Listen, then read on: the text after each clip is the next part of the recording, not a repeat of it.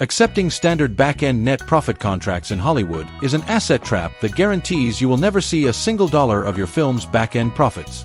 Today, you will discover the advanced, first-dollar gross contract structure Tom Cruise utilizes to legally secure up to 10% of every single dollar a cinema ticket generates, before the studio daring action star risking his life for cinematic entertainment. The financial architect sees a ruthless corporate negotiator who has mastered the art of risk-free revenue extraction. When we talk about the film industry, most people focus on the box office milestones reported in the media. But that is the consumer perspective. The investor perspective is concerned with one thing: the definition of net profit. In the traditional studio accounting system, net profits are a mathematical myth. Hollywood studios use creative accounting, distribution fees, overhead charges, and compounding interest on production budgets to ensure that a movie technically never turns a profit on paper. An actor who signs a standard net profit participation agreement is essentially accepting a percentage of zero. Cruise looked at this systemic deception decades ago and realized that if you want to get paid, you cannot play by the studio's accounting rules. By founding Cruise/Wagner Productions and leveraging his status as the primary engine of a franchise like Top Gun or Mission Impossible, he inverted the power dynamic. Instead of taking a smaller salary in exchange for illusory back-end points, he demanded first dollar gross. This means that from the very first ticket sold on opening night, before the studio recovers a single cent of its production budget, before marketing expenses are deducted, and before administrative overhead is calculated, Cruise is taking his percentage off the top. He shifted all financial risk onto the studio's balance sheet while locking in guaranteed cash flow for himself. Think about the sheer audacity of this structure. You are forcing a multi-billion-dollar distribution conglomerate to carry 100% of the financial liability while you command a direct toll on every dollar entering the box office. This is not just acting. This is institutional-grade hostage negotiation backed by bulletproof intellectual property leverage. Yet, as financial architects, we must address the human core of this model. Structure without an irreplaceable asset is just a bluff. Tom Cruise's true leverage isn't just a contract template. It is the magnetic, death-defying X factor that draws global audiences back into physical movie theaters time and time again. His commitment to practical stunts and theatrical-grade spectacle acts as the high-octane fuel powering the studio's distribution engine. Without that unmatched cinematic execution, the aggressive first-dollar gross demands would cause studios to walk away. The legal architecture exists solely to capture, protect, and scale that human energy, turning box office magnetism into permanent corporate wealth. This brings us to the core of this audit: the mechanics of creative and distribution control. How do you protect your film from being butchered by studio executives or subjected to unfavorable international distribution terms? You write control into the bylaws of your production entity. Cruise's agreements give him final cut privileges, casting vetoes, and strict parameters over how his films are marketed and released. He doesn't just star in the movie.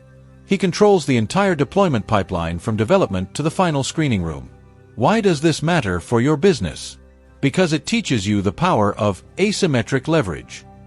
Most creators and entrepreneurs enter negotiations from a position of weakness, accepting standard industry terms because they believe they have no other options. Cruise's strategy proves that if you control a scarce, high-demand asset that the market cannot replicate, you can dictate the terms of engagement. If your product is easily replaceable, you are an employee. If your product is indispensable, you are the market maker. Most entrepreneurs fail to secure favorable terms because they lack the courage to walk away from a bad deal. Cruise's career is a masterclass in holding the line against institutional pushback. Every film project is treated as an independent corporate venture where his production entity co-coordinates the global rollout, ensuring that no intermediary can siphon hidden fees from his revenue streams. We must also address the global theatrical shield. While many modern studios rush to dump their high-budget projects onto streaming platforms for flat licensing fees, Cruise fought aggressively to keep his films exclusive to physical theaters. Why? Because streaming deals lock you into a fixed payout, whereas a theatrical window with first-dollar gross allows you to capture unlimited upside as global ticket sales surge. He understood that long-term asset value is created through scarcity and theatrical prestige, not cheap digital volume, for corporate negligence to compromise the balance sheet. If you are an entrepreneur or a creator, you need to apply this producer's equity logic. Ask yourself, Is my business built on a foundation of fixed compensation or variable gross revenue participation? If you are trading your time and expertise for a flat fee while someone else reaps the recurring upside of your creations, you are leaking enterprise value. You must restructure your agreements to capture a percentage of the gross ecosystem you help build. We must also address the legal shield. Managing elite Hollywood contracts requires an elite cadre of entertainment lawyers and financial strategists who understand how to audit studio accounting departments. Cruise does not rely on standard representation. He deploys specialized legal enforcers to verify every penny of box office revenue. This is not an operational expense. It is the essential cost of defending a multi-million-dollar cash flow engine. As we conclude this audit, reflect on your own trajectory. Are you creating a job? Or are you creating an institution that has the capacity to survive its own growth? Financial sovereignty is a deliberate act of construction. It is not about the applause. It is about the legal framework that keeps you at the top of the payment waterfall. The Tom Cruise model is, without a doubt, the ultimate masterclass in outsmarting and dominating the complex accounting machinery of major film studios. This is not merely a Hollywood anecdote, but a fascinating case study on how an artist with a vulnerable career managed to shield themselves, transforming their talent into an impenetrable fortress of gross revenue extraction. Under no circumstances should you make the mistake of underestimating your own market value. In the game of business and intellectual property, if you possess a truly unique asset, you are obligated to back it up with an ironclad legal structure capable of defending it against any contingency, as well as designing a scalable system that allows you to demand and capture its true worth. Build your contractual architecture with surgical precision, audit every single clause of your agreements with a magnifying glass, and fiercely defend terms that fairly reflect your irreplaceable impact.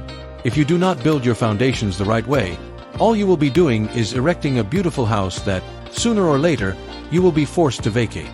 Securing a share of the gross revenue back-end guarantees, by design, absolute immunity against cash flow turbulence.